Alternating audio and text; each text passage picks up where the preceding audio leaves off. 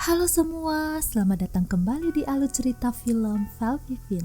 Semoga kalian semua dalam keadaan sehat selalu ya. Di video kali ini, Velvivin akan menceritakan film Korea yang berjudul Night in Paradise. Film ini mengisahkan tentang seorang pria bernama Taegu yang menjadi sasaran sebuah organisasi kriminal kejam, dan seorang wanita misterius yang hidupnya berada di ambang kematian.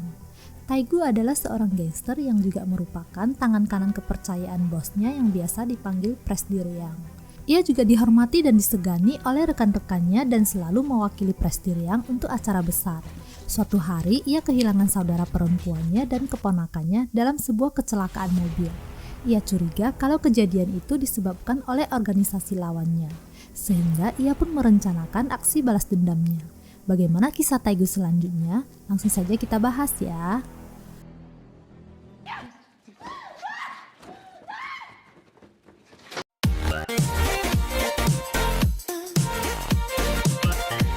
Film berawal dari terlihatnya seorang pria bernama Taegu yang sedang menjemput kakak dan keponakannya yang akan pulang dari rumah sakit. Kakaknya yang sedang mengomeli Taegu agar ia segera berhenti dari kerjaannya sebagai mafia, sebab ia yang memiliki penyakit dan mungkin akan segera mati.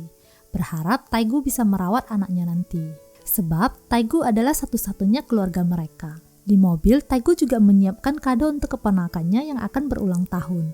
Mereka kemudian berpisah karena Taegu akan kembali ke rumah sakit untuk mengambil obat kakaknya. Saat sedang di rumah sakit, Taegu mendapat telepon dari kakaknya yang bernama Jae-kyung yang sedang dalam perjalanan. Namun, tiba-tiba telepon itu terputus. Ternyata telah terjadi sebuah kecelakaan yang menewaskan kakak dan keponakan kesayangannya. Kejadian itu membuat Taegu sangat sedih.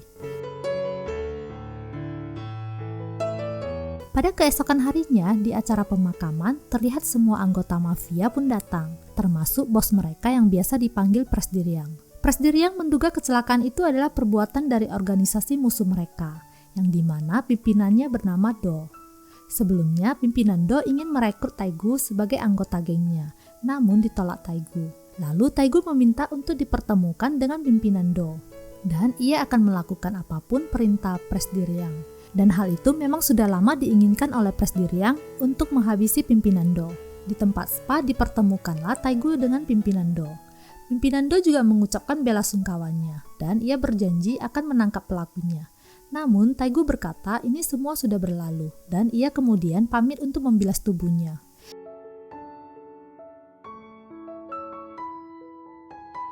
Setelah membasuh tubuhnya, ia mengambil sebuah pisau yang sudah dipersiapkan sebelumnya. Dengan pisau itu, ia mulai membunuh satu persatu anak buah pimpinan Do. Setelah itu, ia juga membunuh pimpinan Do. Kemudian, ia kabur melalui jendela kecil di belakang.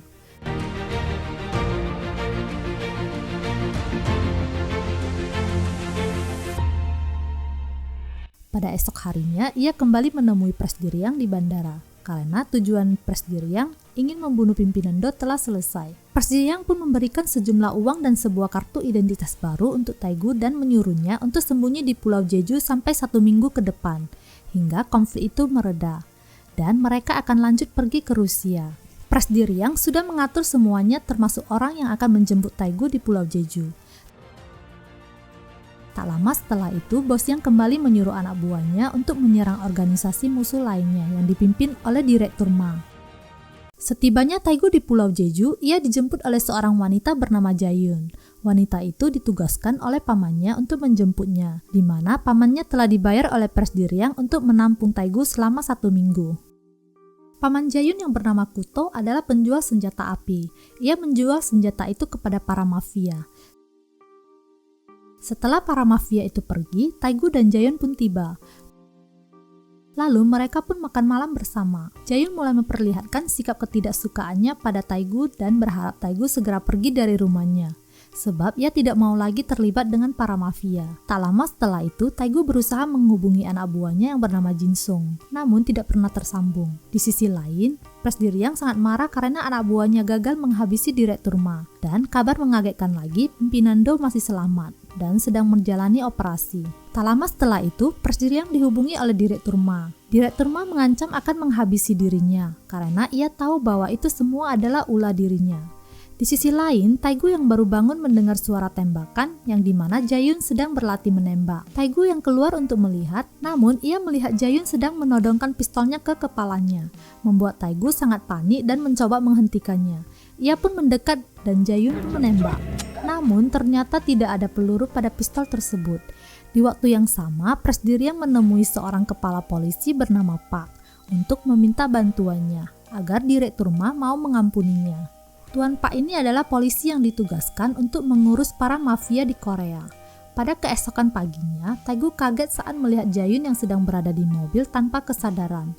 Ia melihat ada suntikan di tangannya. Tak lama setelah itu, Paman Jae-yun berlari menghampiri dan menyuruh Taegu untuk menyetir dan membawa Jae-yun ke rumah sakit. Ternyata Jae-yun memiliki penyakit kronis dan harapan untuk hidup sangatlah tipis. Maka dari itulah Kuto berusaha mengumpulkan uang agar bisa membawa Jae-yun untuk menjalani operasi di Amerika.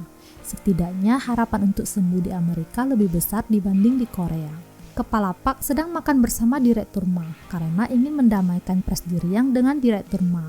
Ia berharap Direktur Ma bisa memaafkan Presbyterian.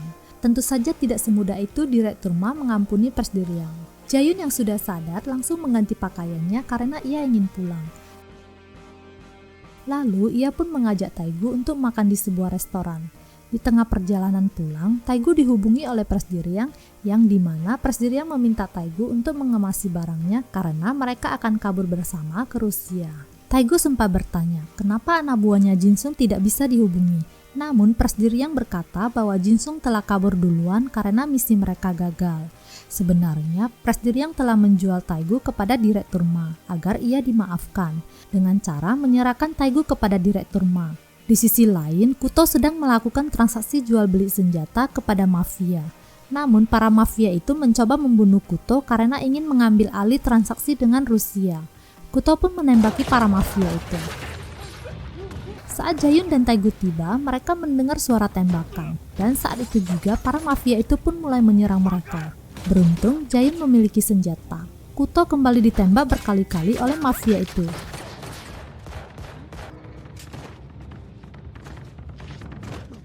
Jae-yun pun berusaha masuk ke gudang itu. Ia pun melihat pamannya yang sedang berlumuran darah tergeletak di lantai. Jae-yun menangis dan berteriak memanggil pamannya.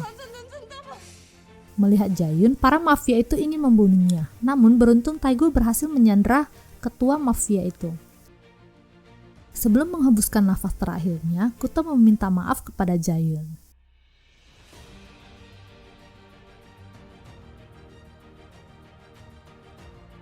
Jae-yun yang sangat marah, ia pun menembak satu persatu para mafia itu hingga para mafia itu pun berhasil kabur. Taegu mengajak Jae-yun untuk segera pergi karena mafia itu akan kembali datang. Namun Jae-yun menolaknya karena tidak ingin meninggalkan pamannya, hingga membuat Taegu membawa paksa dirinya. Jae-yun pun memberontak saat di dalam mobil. Namun tiba-tiba penyakitnya kambuh karena tidak menemukan obatnya. Jae-yun pun menggigit tangan Taegu untuk menahan rasa sakitnya. Saat semua sudah tenang, mereka pun melanjutkan perjalanan menuju kerabat dekat Jae-yun. Tapi Jae-yun tidak menceritakan bahwa pamannya telah tiada. Pada malam harinya, Jae-yun dan Taegu duduk merenungi nasib mereka ke depannya. Jae-yun juga bercerita keluarganya tewas di tangan mafia Rusia karena pamannya Kuto. Dulu dia sangat membenci pamannya, namun perasaan itu berubah. Sekarang Jae-yun sudah tidak memiliki siapa-siapa lagi. Ia kini hidup sebatang kara. Pada keesokan paginya, Taegu mengajak Jae-yun untuk pergi makan. Di saat sedang makan, Taegu pun berbagi cerita tentang kehidupannya kepada Jae-yun, hingga hubungan mereka pun menjadi semakin dekat. Setelah selesai makan, mereka pun pulang. Presbyterian dan Direktur Ma sedang menunggu kedatangan Taegu di bandara. Setelah kembali, Taegu meminta izin kepada Jae-yun untuk ke bandara menemui Presbyterian. Namun Jae-yun menahannya sebab ia merasa curiga karena Taegu tidak bisa menghubungi semua anak buahnya. Akan tetapi Taegu bersikeras untuk pergi. Setibanya ia di bandara, tiba-tiba anak buahnya Jin-sung menghubunginya. Jin-sung mengatakan Presbyterian telah mengkhianati mereka dan ia ingin menjual dirinya. Tiba-tiba Jin-sung ketahuan dan ia pun dipukul oleh mafia. Presbyterian pun menelepon namun Taegu mengabaikannya. Akan tetapi pada saat itulah Presbyterian melihat Taegu. Lalu Taegu pun mulai lari dan dikejar oleh para mafia.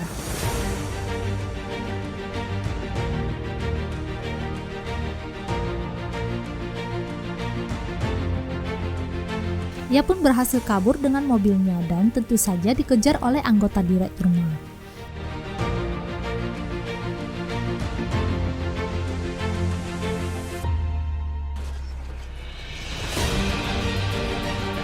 Dengan sadisnya, Taegu membunuh satu persatu para mafia itu. Ia pun menyandra salah satu mafia. Kemudian ia pun lari dan masuk ke mobil salah satu mafia itu. Pada akhirnya ia pun berhasil kabur. Direktur Ma mendapat kabar bahwa Taegu berhasil lolos. Ia pun menghajar Presbyriang hingga hidungnya berdarah. Karena ketakutan, Presbyriang berkata ia akan memanfaatkan Jin Sung agar Taegu mau datang kepada mereka. Saat Taegu kembali, ia tidak menemukan Jae-yun. Ternyata Jae-yun kembali ke rumah pamannya dengan alasan ingin mengambil barang yang tertinggal. Taegu langsung menghubungi Jae-yun dan menyuruhnya untuk segera pergi dari tempat itu. Namun Jae-yun menghiraukannya. Taegu pun menyusul Jae-yun. Namun tiba-tiba ia dihubungin oleh Presbyriang untuk memintanya segera datang. Dan ternyata mereka telah berhasil menyandra Jae-yun. Direktur Ma mengancam akan membunuh Jin Sung dan Jae-yun jika dirinya tidak datang. Akhirnya, Taegu menyuruh Direktur Ma berjanji untuk melepaskan Jae-yun dan Jin Sung jika dirinya datang. Dan Direktur Ma pun menyetujuinya. Setibanya Taegu, ia pun mulai dihajar oleh anggota Direktur Ma. Setelah itu, ia dibawa ke hadapan Direktur Ma. Taegu sempat menanyakan keadaan Jae-yun. Jae-yun pun menangis melihat keadaan Taegu. Taegu juga meminta Direktur Ma untuk menepati janjinya, yaitu menghubungi anak buahnya untuk melepaskan Jin Sung. Kemudian Direktur Ma menyuruh anak buahnya untuk menghubungi orang yang menyekap Jin Sung. Namun ternyata Presbyriang telah memberi perintah untuk membunuh Jin Sung. Mendengar hal itu, Direktur Ma pun marah karena Presbyriang tidak bisa memegang janjinya. Taegu sangat marah kepada Presbyriang, membuat Presbyriang kembali memukul Taegu. Namun dihentikan oleh Direktur Ma. Di sana, Direktur Ma juga memberitahu Taegu bahwa penyebab kecelakaan kakak dan keponakannya adalah ulah Presbyriang. Karena Presbyriang takut jika pimpinan Dom merekrut Taegu, semua anak buah Taegu akan mengikutinya. Mendengar hal itu, Taegu sangat marah dan berusaha menghajar Presbyriang. Direktur Ma memberikan pisau ke Presbyriang. Dengan pisau itu, Presbyriang menusuk tubuh Taegu. Jae-yun berteriak histeris melihat Taegu ditusuk oleh Presbyriang. Namun Taegu dengan sekuat tenaganya ingin membunuh Presbyriang.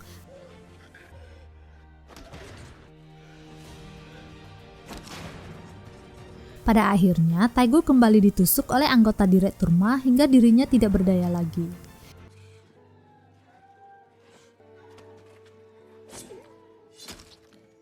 Jae-yun pun merangkak mendekati Taegu. Ia pun menangis melihat keadaan Taegu.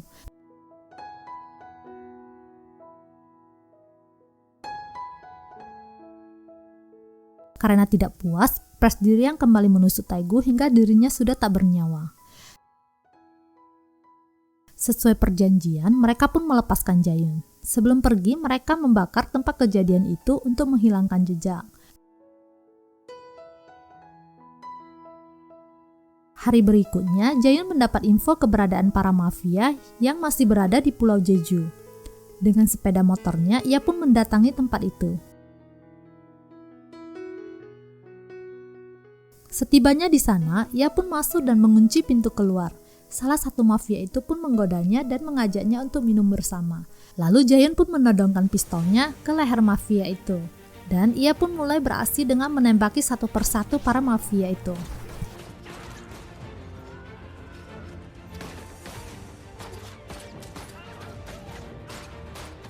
Direktur Ma keluar dari ruangan, dan pada saat ia ingin kembali masuk, namun pintunya telah ditutup oleh Presbyriang.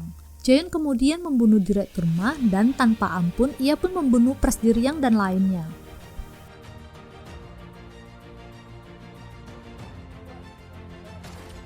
Hingga tak tersisa satu orang pun.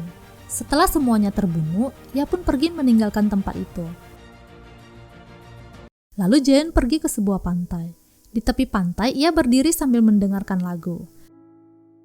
Terdengar suara polisi mendekati. Ia pun menodongkan pistol ke kepalanya sendiri. Dan ia pun menembak untuk mengakhiri hidupnya. Dan film pun berakhir. Demikianlah alur cerita film Night in Paradise. Semoga kalian suka ya. Nantikan cerita film kita selanjutnya dan sampai jumpa.